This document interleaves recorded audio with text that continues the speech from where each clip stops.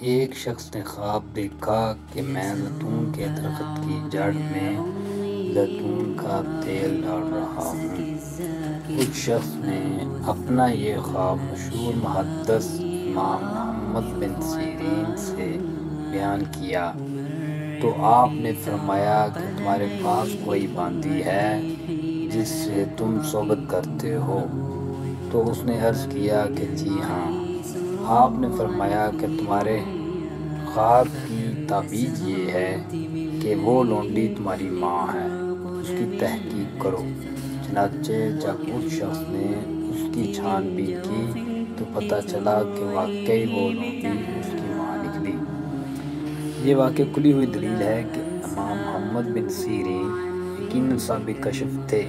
آپ کو خوابوں کی تعبیر میں اتنا بڑا کمال حاصل تھا کہ آپ اس میں خواب کی جو تعبیر بیان فرما دیا کرتے تھے وہ 100% صحیح ہوا کرتی تھی۔